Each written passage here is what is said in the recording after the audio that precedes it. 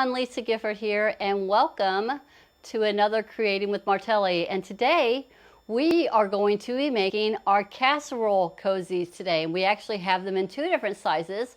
We have an 8x8 and a 9x13. But today I'm going to be showing you how to make the 9x13. So when you make one, it's pretty similar to making the other one. So I've got Margot in the house, and she is moderating for us today. So be sure to say hello to Margot and give us some thumbs up and some hearts, and we appreciate that. Be sure to like, comment, and share. That always helps us out with all of our numbers, and we appreciate that. But we have a lot to do and a short amount of time to do it in, so I think you're going to really like this. So here's our casserole cozy. So it's amazing. This is the large one. So this is one similar to what we're going to be making. This is the 9x13. And I based it off of a 9x13 casserole dish. This is a Pyrex dish. And then I also have the 8x8. This is the colorway that we're going to be doing today. Also based by the 8x8 Pyrex dish. So it's really fun. It goes together quite quickly, and it's just one of those projects that you could make, and they'd be great gifts. You could coordinate all the fabrics to what you like to have in your home. I got some other designs here that we've done. Here is one with butterfly fabrics and a cute little print on the inside. Here's done in pinks. This is also an 8x8. Here's one like the large 9x13 that we had done.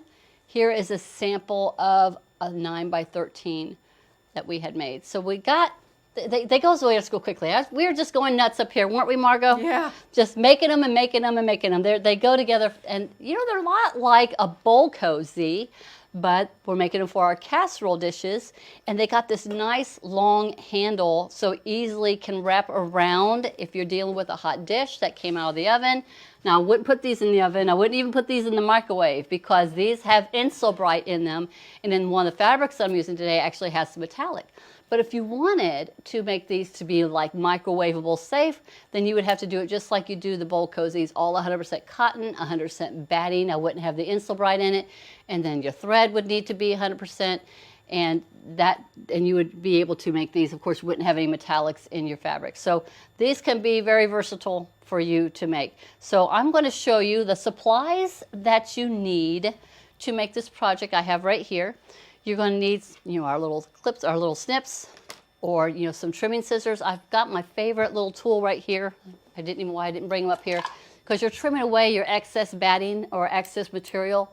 So I love using these. These are my duckbill scissors, but they're also called applique scissors. They're angled, and this little piece right here keeps you from clipping your stitches. The precision scissors works really well for that. Of course, you need your rotary cutter. You're going to need a marking tool, and I'm just using some chalk right here because it's easy to be erased off. Be sure to use a marking tool that's not going to stain or damage your fabric. You're going to need some coordinating threads or coordinating fabrics, and I actually have the measurements in the pattern, and I'll go over those in a minute. I am using Insulbrite. This one here is actually the product by Bolsel. This is the Bolsel Polytherm, but it's the same thing as Insulbrite, which everybody knows, but I'm using the Bolsel Polytherm. And I also have a stabilizing material. Now, this is where you kind of want to think about how stiff or how firm do you want your casserole cozy to be. If you want to be a little bit more flimsier, then just use maybe one piece of the stabilizer. I have it in instructions on how to use it, but I have also been using some fusible fleece, and it actually made them like a little bit more firm, or not as floppy, I guess is to say. So I like using the fusible fleece for one of them. You could use both pieces. Could be you're going to need to cut two, either one for one fabric and one for the other. One for the lining, one for the outer fabric. So the Bolsel, you could do both of the Polytherm or the Insulbrite for both pieces. You could do two pieces, or you could do all cotton, or you could do a fusible fleece or SF101 or woven or non-woven, but one piece if you wanted to have it a little bit firmer. But I'm doing it today. You're going to see me do it with the fusible fleece. And I've got the full written instructions on here, and I don't even think I talked about fusible fleece in here. I think I basically talked about the fusible interfacing, woven or non-woven, such as Pellin 101, but I have found by using my fusible fleece, it gives it a little bit more body to it. Some clips. You're going to see I've got a tape measure or a ruler, and there's a really good reason why you might need that if you want to measure corner to corner, or just use your ruler, one of our rulers. I think that's everything that you're going to need. Of course, you're going to need the template, and here is our templates, and I'm going to show you these. This is your 9 by 13, and here is your 8 by 8, and they all come with the full written instructions. And this is what they look like when you first take them out of the box. So if you want to mark them with your metallic pen, so you can see right here, this you got a fold line here, and this is the 9 by 13 fold line on the 8 by 8, and this is the 8 by 8 Casserole Cozy. So you can go ahead and mark these up. Today, we're going to be making the 9 by 13. It's got the cut lines on it right here. So it makes it real easy to use your rotary cutter when you're cutting this angle. And I can use pretty much the 45 or the 28 millimeter to get this curve right here. And then, of course, it's on the fold. And then you're going to see these little initials on here. You're going to see an I and a V. And that mainly means we've got written instructions and a video, which you're watching today. So we've got a full video that you're going to be able to watch these with. All right, so I think that's pretty much all the tools that you're going to need. Basting spray, you might want to use a little bit of basting spray to kind of secure your Insulbright or your batting to your fabric. It's just going to hold it in place a little bit if you want to use some. I'm not going to be using some today, but you can use a little bit of basting spray and just tap it on there. You don't want to just load it on there because you're going to be trimming away your excess material. That being said, if you're going to be using the fusible fleece, then I've got a technique that's going to help you trim, not get it so fused on the edges, so it's easy for you to trim that away. All right, so I'm going to take all these pieces and I'm going to set them aside and get ready for us to start making our project today. So like I said, coordinating fabrics, go ahead and press your fabric. If you want, you could go ahead and pre-wash them. It's going to help on shrinkage so it doesn't shrink so much when you do wash it the very first time. So pre-wash your fabric and then go ahead and get it all nice and pressed and ready for you to go. So here is my piece of fabric that I'm going to be cutting for my lining. I already have done some prep work, so save a little bit on time here. So you just take your fabric and you're just going to fold it in half. And here you got your fold line right here. And I have the different sizes on here. Since we are working on the 9 by 13, the pieces of fabric that I need is 15 by 26, two pieces, your outside and your lining. And then you're going to need two pieces of your insulating material, also 15 by 26. Today, like I said, I'm using the Bolsel and I'm also using the fleece. So those are the products that I'm using for the project today. I'm going to set those aside. So these are just so easy to work with. So you're going to take your template and you're just going to set this down right here on the fold. Got my fabric nice pressed, so you're just going to cut all the way around. I'm going to use these. My 45s, I believe, will work for most of this. I'm just following these angles, and because our rulers and templates all have that get a grip on the back, it's holding everything in place for me. Now, if I wanted to, I could use my 45 or I could go ahead and switch to my 28 to cut this little area right here because it's kind of got a little bit of a tight curve right here. If you don't feel comfortable using your rotary cutter for this, you can also just trace that with a marking tool and just cut that out with your scissors. I'm just going to go ahead and cut that out. Here's a little spot I need to get. Just following this around.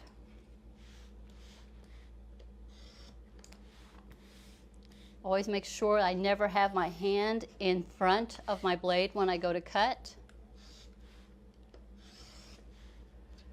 And there you go. All the pieces. You're going to cut out your main fabric, you're going to cut out your lining, and then you're going to cut out your Bolsel or your interfacing, and then you're also going to cut out the same procedure. You're going to cut out your Insulbright with that. And actually have that one already cut for us right here. I'm going to flip this over, and then I'm just going to lay my material in here. But before I do that, I like to go ahead and mark this piece because it's easier to mark this piece than it is if it's already on your interfacing or the material that you're going to put underneath. So you got to mark this. So I'm going to show you what we're going to do. You're going to open up your piece and you're going to lay it out in front of you. I'm going to grab me a ruler. We need to mark where our sew lines are. So what you're going to do is you're going to look, I call these little V's in the instructions, I call them V's. So you're going to take your ruler and you're going to take your marking tool, in my case I'm using the chalk, and I'm going to set my ruler at one opposite V, at the point of the opposite V's on both, on my piece that I'm working with. And then I'm going to chalk my line all the way across. I'm using chalk, so it'll just come right off. So I've got one line all the way across. Now I'm going to go ahead and get my other mark done, going from the opposite corners of the V's.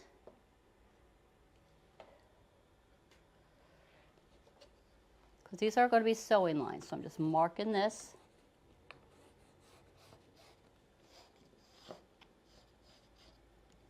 Not rocket science, doesn't have to be perfect, but these are just guides. Now I need to have the one in the middle. You could just go ahead and have kept it folded, and what I like to do when I first come it off of it, after I have folded it, I usually go ahead and mark my center. So I'll have it folded, and then I'll just clip. I can take my clips, I'll just clip a little bitty piece off here and a little bitty piece off here. So that's where I know my centers are. So when I open it up, there's my little dart that I just created. And then I'm going to lay my ruler on here and I'm going to draw my last line. So these are going to be sew lines. And it should just go right down the middle of that first X that you just created. And there's my X from V to V, and there's my center mark. So those are going to be my sew lines. So now you're going to take it, and I found it easier to do this for both pieces. Go ahead and mark the fabric first before you go ahead and put your Insulbrite or your SF101 or whatever it is you're going to be using for your lining on here. And then once you get that done, and if you're going to use some basting spray, you can tap a little bit of basting spray here in the middle. Now if you're using the Insulbrite like I'm using it right here, the basting spray does not do very well on the metallic side. So that's why I have it where I've got the fuzzy soft side up, because I can put my basting spray onto this area. And ask me how I know. I found that kind of shrunk it up a little bit, kind of distorted it a little bit. So I just put a little bit right here, and then I'll lay this on, and then I smooth it on. Just need to have a little bit just to hold it in place while we go do our sewing. So you're going to repeat that for your lining and for your outer piece. And then you're going to take them to the sew machine, and now we're going to be doing a good bit of sewing right now. We're going to sew our lines, all three of them. And then we're going to sew our darts. So let's go ahead and get our pieces and we'll get everything all sewed up.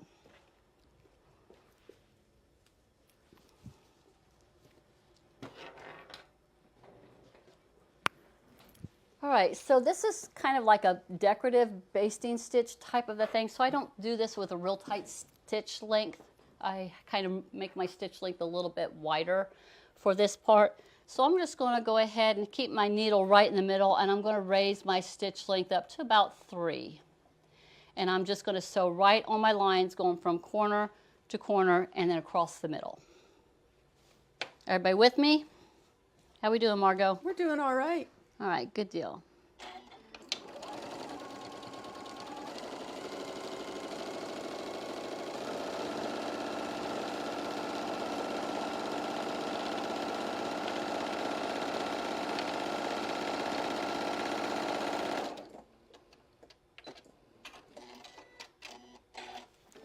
I like to do my big X's first.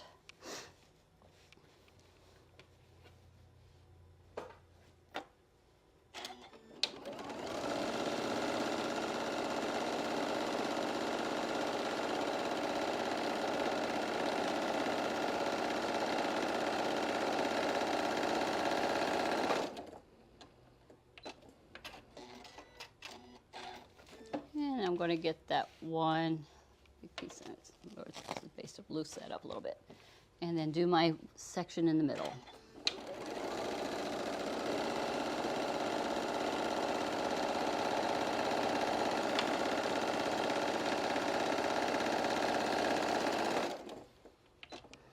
Okay, so you're going to do that to both of your pieces.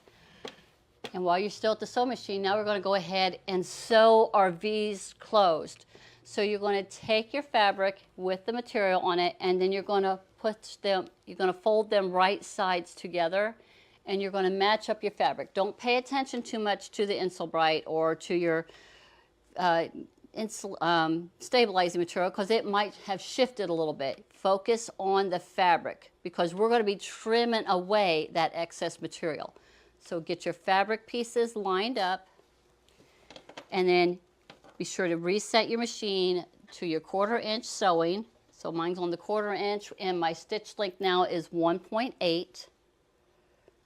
Lining up the fabric, not really focusing on what the Insulbrite is doing, because it might have shifted a little bit. But now I'm going to sew 1/4 inch from the edge here, right sides together. Now you could go to the next one, but I always like going to the opposite. Same thing, folding it and matching up my right sides together. Moving the Insulbrite if I need to move it a little bit, but I'm working on mainly on matching up that fabric.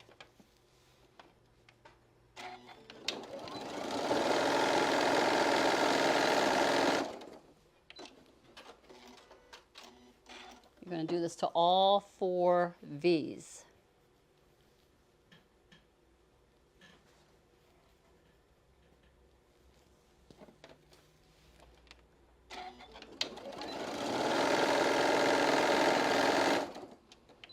And I do back tack at the beginning and the end. And the last one to go.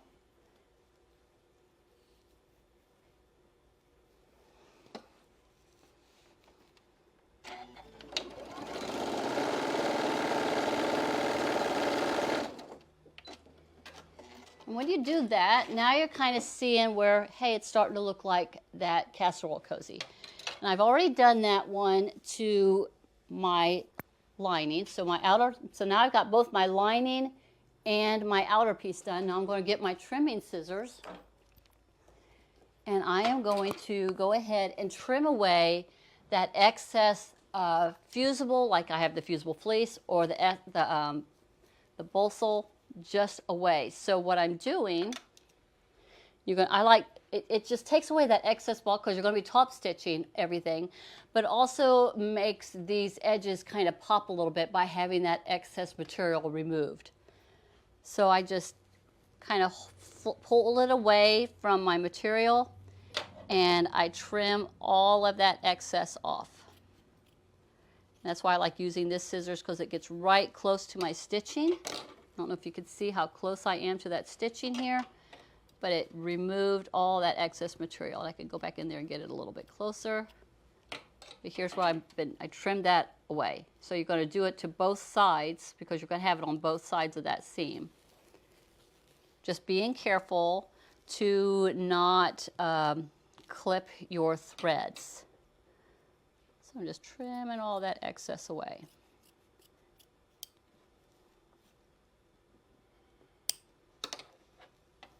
And you're going to do that to all 4 sides on both pieces. So that just takes a minute. So while I'm kind of doing this, how are we doing, Margaret? Do we have any questions out there? No questions yet, no. What? Everybody's just enjoying you. It's a pretty simple. If you've done these bowl cozies, this is going to be, just like making a larger bowl cozy. Are these for sale on the Martelli website? Yes, they are. Yes, they are. They went up, I think, on Friday. And I thought this would be a great Mother's Day gift. This would be a great project that you could make some really cute ones for Easter or any holiday. You could really dress up your table and have everything all matchy-matchy.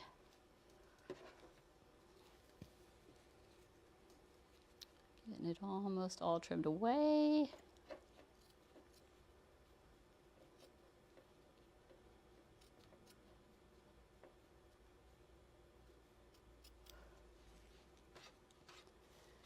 think I have one more to do. Yep, one more side.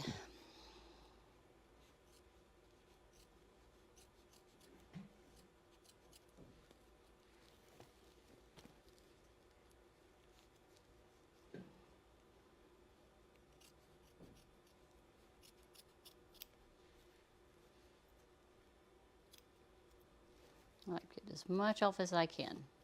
All right, so I got all 4 sides done, my lining, and I had already done that for this is my lining, and this is my outer fabric here. So that's all done. So once you have that part done, now the next part is you're going to take these 2 pieces and you're going to place one of them, and I like to do the lining. So now we're going to stack these 2 right sides together. Just kind of tuck it down in there. So now we're going to do some more sewing. You know what? I think I'm going to do it the other way. I'm going to have. See if it looks a little bit, whichever way makes it easier for you. And I'm going to have this one on the inside.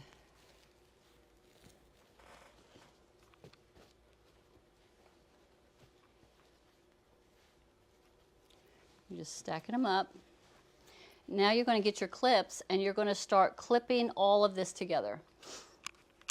So I like to start at my corners first. So I'm lining up my sew line, my seam here and here on my lining and my outer fabric, and I'm just lining those up first. Now there's this little angle that's right here on both pieces. There's your seam and then it angles out, so I also match up that fabric right there. I'm paying attention again to matching up the fabric, not so much to paying attention what my Insel Bright or my fleece or my interfacing is doing. That's most important. I'll pull it up if I need to, but I'm going to be trimming all of that excess away. So now I'm matching up my fabric point here. I'm going to put a clip there. I'm going to my centers. They should match up pretty close. Put a clip there. Get all the seams.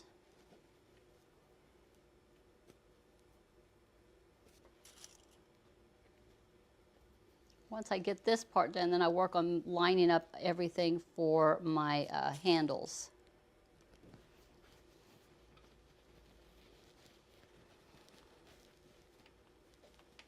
Matching up the seam. And you could push your seams from one side to the other, kind of make them nest if you want to. I've got that little angle right there. I'm matching that up. And matching up the center.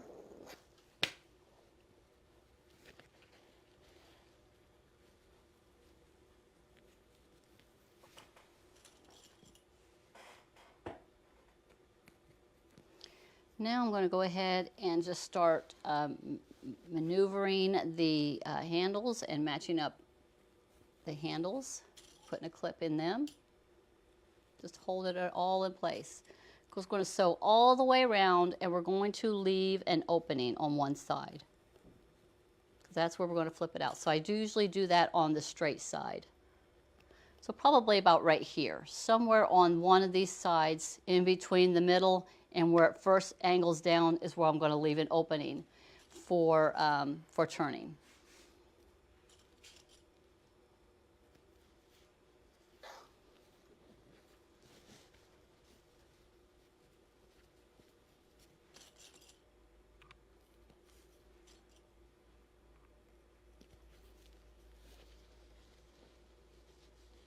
It's a little stiff here.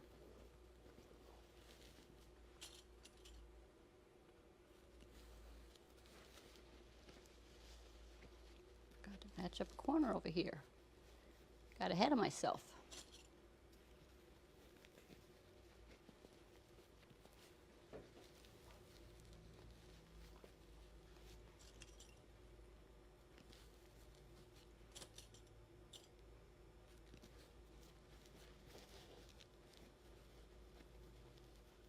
Now I'm getting to the curves of my handle.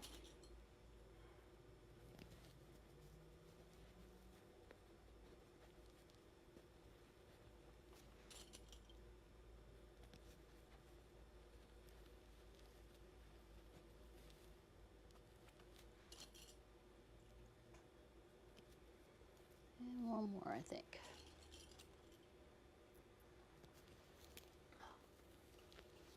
Just takes a second. I like lots of clips because I can just throw them out. All right, so I'm going to put one more right here. I'm going to start right here. I'm going to stitch all the way around, and then I'm going to stop right here.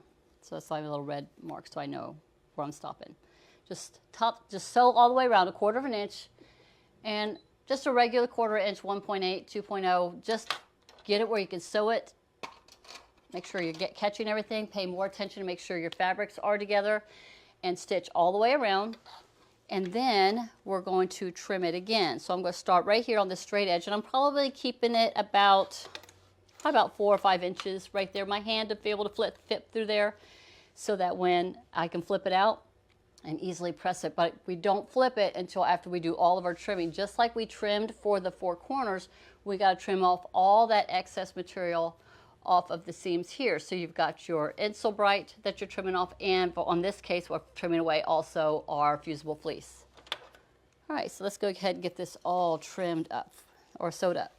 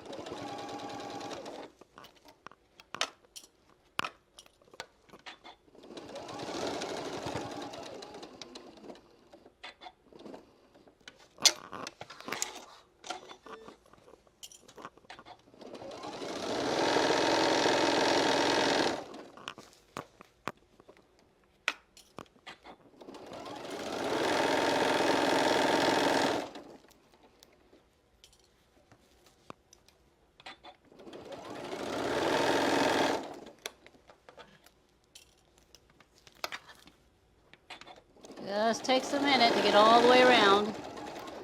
Coming up onto that little area. Now here's a little tip. When I am, because I do a lot of starting and stopping when I am sewing here, I like to keep it where my foot is not automatically coming up. So I have it where it's just when I stop sewing, it stays down. A lot of times when I'm doing something with this much thickness, or because this is quite a bit here, because not only do I have the fleece, but I also have the SF101. I will keep my foot setting so that when I stop, my foot doesn't automatically pop up. Because when it pops up and then I go to sew again, a lot of times because you're maneuvering and manhandling this, your needle will have a tendency to just shift over.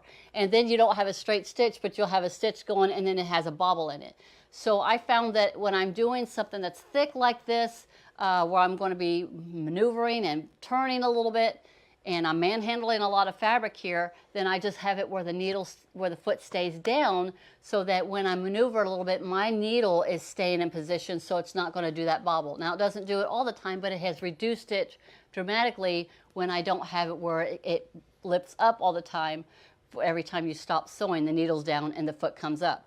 So that's why you see me reaching behind and actually lifting up my foot when I'm going around these curves instead of having it come up to go around the curve, because it just gave me a little bit more control and the stitches were more straight and I didn't have all that movement because I stop a lot.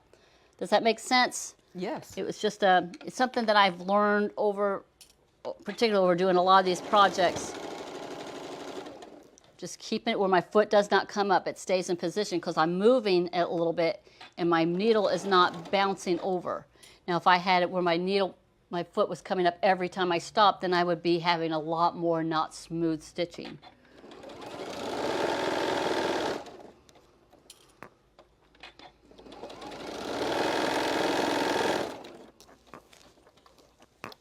All right, finishing up the second handle.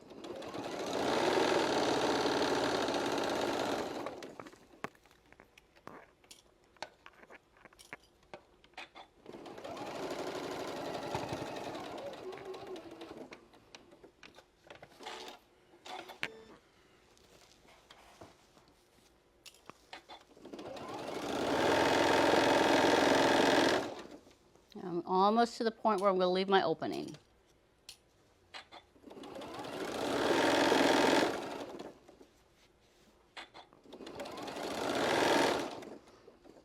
All right. I hope you understood why I didn't do that. I mean, a lot of us will just take the time and we'll do the, we'll have our foot just automatically just coming up, needle down, foot up. But it just, when you're dealing with a lot of thickness and you're having to do a lot of maneuvering, then your stitches have a tendency to shift on you because you're just tugging and pulling on this. All right, so the next thing you're going to do is you're going to trim away all of that excess material that was on the edges here. So just like we did on the 4 corners when we sewed our V's closed, we're going to do the same thing here. But you're going to remove also, you're going to do the Insel Bright, and then you're going to do the fusible fleece. Now, I didn't tell you about my little hint. So one of the things that I do when I am using fusible fleece, and I know I'm wanting to be able to trim away that excess material, when I go to iron that fleece, because the glue on the fleece is really strong, and if you get it all the way to the edge, it's near impossible to pull it away.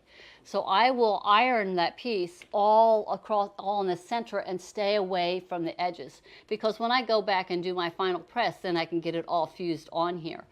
But it just seemed to make it easier. It still does what I need for it to do, you know, holding it nice in place and giving it that extra thickness that I'm wanting. But if I don't press it all the way to the edges, I'm not having to fight to pull it apart to do my trimming. So I started doing that, and I found that this is just a really great technique. I've done where sometimes I'll make my fusible fleece like a 1/4 inch thinner all the way around just to save, you know, so I wouldn't have that extra bulk, but then you're not catching it all the time in your stitching. So if you just trim away, take that time to just do that little bit extra where you're just trimming away that excess material, it's being caught by the stitching, so it's not going to be shifting. All right, so now you're just going to take the time and you're going to trim all the way around. It's just going to take a minute. So if I was to sit here and do all of this, it would be a good 5-10 minutes just trimming. And you're just going to trim it as close as you can to the stitches, but being careful to not clip your stitches. Just trim it away here, and then like we did on the bolsel side, trim that away. So again, I like to have it where that material's on top. My thumb is kind of holding my fabric down, and then I am just trimming as close to my stitches as I can without cutting my stitches. Now when I get to my opening here, I go down about 1/8 of an inch past my opening, and I trim off the excess here and the excess on this side, because once I do that, it's going to be easier for me to be able to fold that fabric in once I have it flipped out and pressed, so that it's easier to do my top stitching. So you're going to do that. You're going to trim it all the way around, get all that excess material off, and then you're going to clip your corners. So you do have these little corners right here. So you're going to clip away that little excess right here, and then you're going to take your pinking shears, and then you're going to trim all of that material off right here. So be sure to clip your fusible and your Insel Bright away first, and then take your pinking shears and trim all of this away. And then when you get that done, find your opening and press all of your seams out. So I'm going to show you that. I'm going to go to that next step right here. So here it is, all trimmed, all pressed, seams have been clipped. So the next step is for you to go ahead and press it. I like to use a lot of these clips because it's holding everything in place. All that extra bulk has been removed because we trimmed it away. And let me see if I can find my opening. I think my opening is right. We did such a good job, Margot. I can't find it. I did it really well. She did a great job trying to find my opening. Here's my opening. So my opening is right here. So we had trimmed off that excess material, went a little bit below the stitch line, and then we just kind of folded this over that material, and we're going to catch it when we go do our top stitch all the way around. So we pressed it, we took pinking shears, we trimmed this all up, or you can clip your curves. We cut off our extra corners so we could have these little points right here. And now the last thing is for us, no, we're not done. We're going to top stitch all the way around. Then we got one more step that we're going to do after this. All right, so I'm going to start at the beginning. I'm going to use my G-foot for this. This is one of those times where I like to grab my G-foot. This is our overlock stitch foot. Most people have them in the machine. They came with the machines. It's got this little bar here in the middle. So I use this for doing my top stitching because I can run my seam, the edge of my fabric right here along this bar when it's under here. So I put this on and then I slide my needle all the way past that bar that's in the middle. And I'm going to put my needle all the way on 1 or maybe 8.8 or 0.7. Do my top stitching. And then I'm going to raise my stitch count up to 3.5. And so now all I have to do is take this edge right here. It's going to be running up against that bar, that center bar that's on that G foot. It's just the most perfect foot for, I know it's not what this is made for, but that's what I like using my G foot for. I'm going to take out a couple of these stitches or up these clips, and I am going to do one more thing. I like to bring my thread up. So I'm going to lower my needle. I'm holding my thread in my hand, bringing my thread back up, my needle back up so I can catch that extra thread. And this is going to have more of a cleaner look so I don't have that little nest that's going to be underneath. And then I have both of my threads up and it's just going to look real pretty on the outside. So I got that down, got it all tucked in, lower my feet, do my first stitch. And I'm going to take a stitch or two forwards and a stitch or two back just to kind of lock it in place. And then we're just going to go ahead and top stitch all the way around.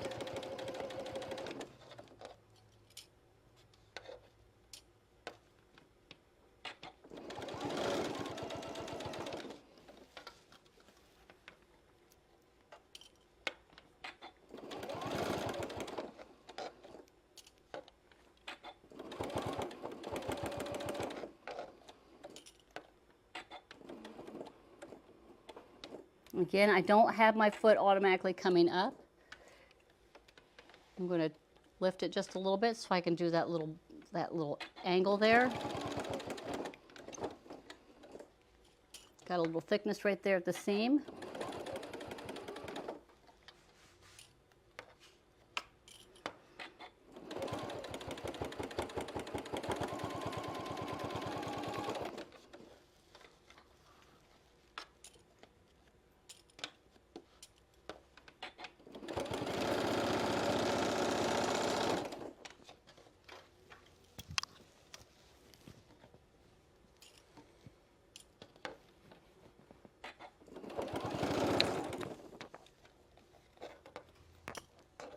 I need to pop out a little bit better. There you go.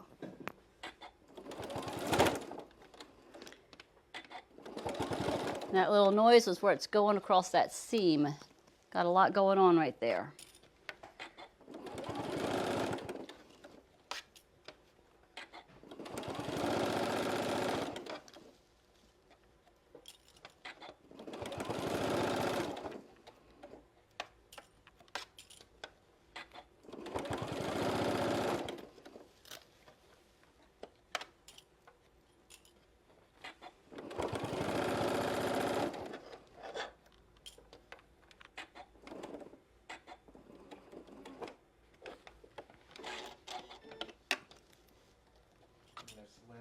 Just purchased the template and is looking forward to trying it out. Oh, there you go. It's a great project.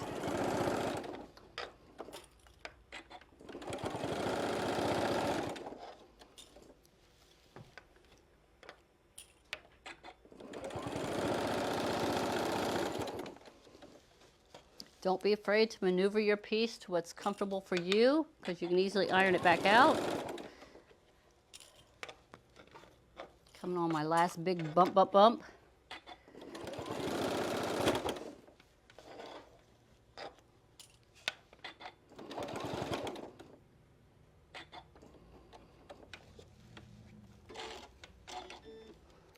And then coming on to where I started.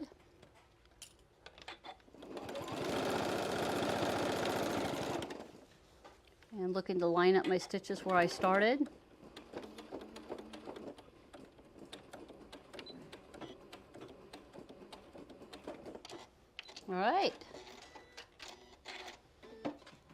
Just clip that extra threads out of the way. I know you can't see it because I got black thread here, but black fabric, but I don't have that big bird's nest because I took the time and I pulled up my thread right here. So that is all of this part. Now you could call it done. You could be finished right here. But I like to do one more step, and we're going to go to the ironing station. I'm going to show you what I like to do next, because this step is where I'm going to sew all this big, I'm going to sew a big rectangle right here, and it's going to secure the pieces, the top and the bottom, fully together here on the bottom. And I like to do this starting at the ironing station. So I pretty much got it all ready to go. You can give it a quick press, just making everything nice and smooth.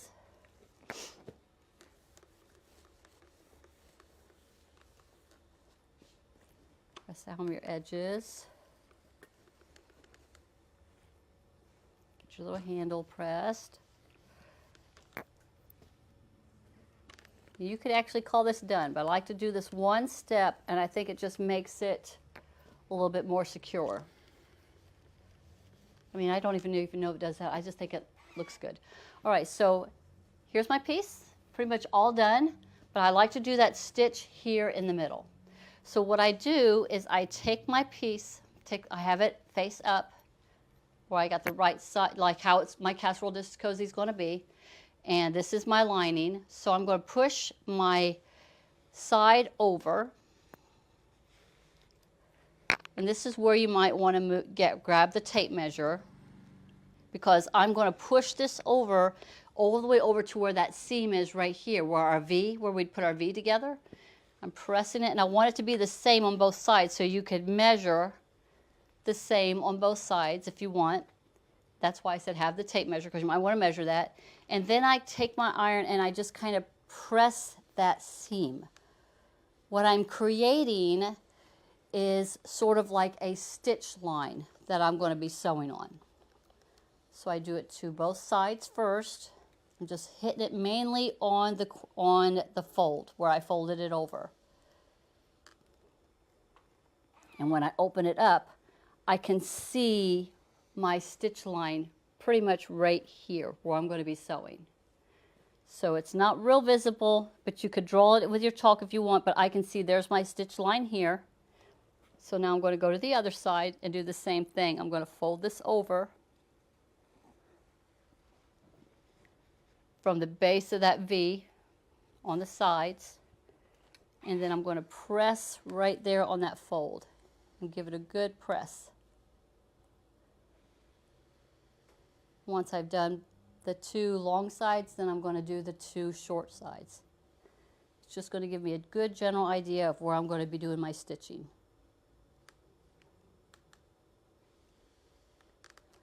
I'm going to open it up. I generally see where my line is. Now I'm going to do the same thing to the sides. I'm going to fold it over to the base of that edge right here, to right where the base of that seam is, where we had closed in the V. Same thing, just going to hit that edge, because I got to get that heat all the way through all the layers to get to that fold.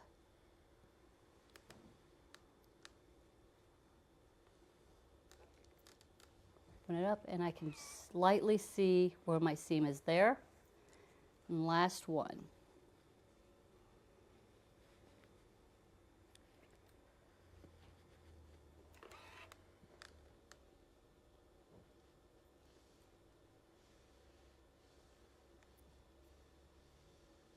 Almost.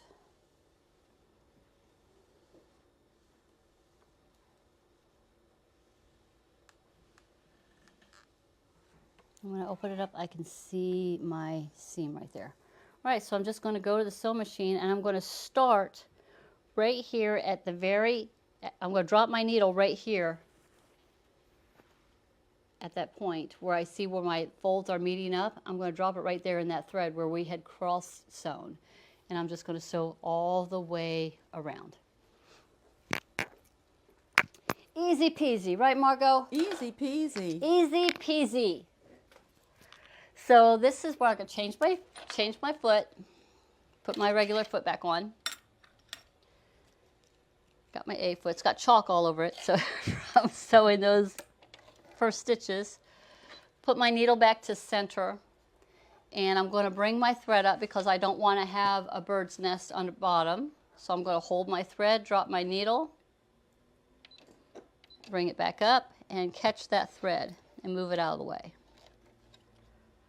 Raise my stitch length up to about 3.5. Slide this under, and I am going to back it all the way up to where I see where that crease is at. I'm going to back it all the way up so I am on that stitch that we cross stitched in. I'm going to drop my needle down right there where the two folds kind of came together, where it's like this, and I'm just going to go forward a couple of stitches and back a couple stitches, and now I'm just going to follow that fold line all the way down, guesstimating the best I can. I see it, so I'm just going to just follow that fold line all the way down to where I get to the other line where the stitches, where you did that big X in the middle. Now your fabric might bunch up and gather up a little bit. One more stitch. And now I'm going to turn. And now I can see right here where's my sew line. I'm just going to sew all the way across. Sometimes I get these little bitty creases because it's a little bit fuller in the middle. Doesn't bother me. And sew into that stitch line. Lift up my foot and make sure it held all the way up. Readjust it, and now we're going to sew down to the next side.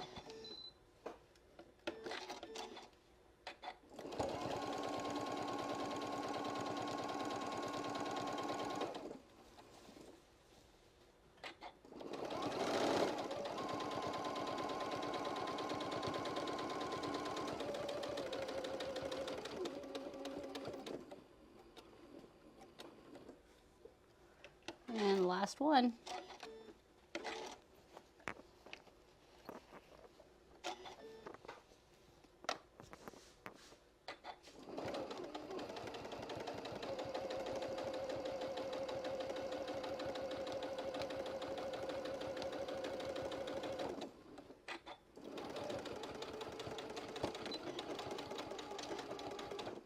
All right, that was back where I had started. Just trim my threads.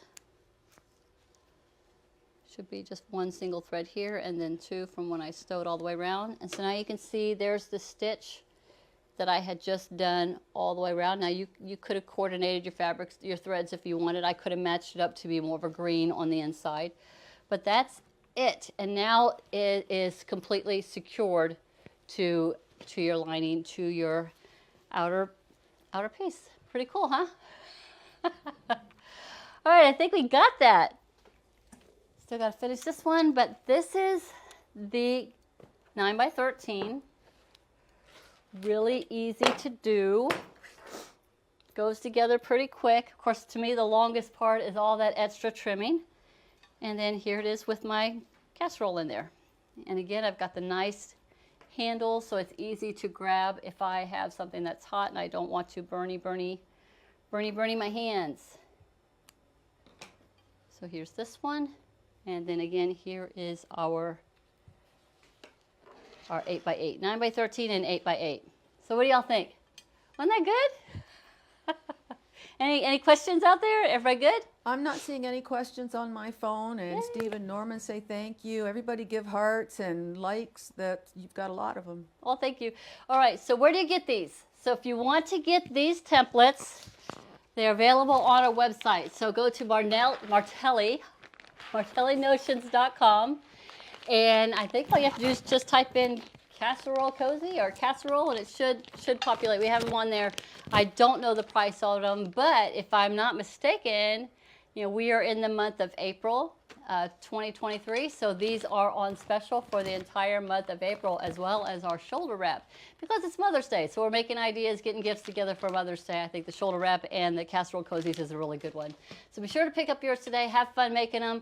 And you know what I want to see? I want to see some photos. So if you do make some of these, be sure to post them on our Facebook page, Martelli Quilters Group. I'd love to see the ones that you have made. So thank you for joining out with me and Margot and the guys here today. We appreciate you so much. And you'll see us in a couple of weeks where we'll be doing a brand new project with brand new templates. And thank you again. Y'all have a wonderful day. Stay safe and dry and warm where you are. Bye-bye.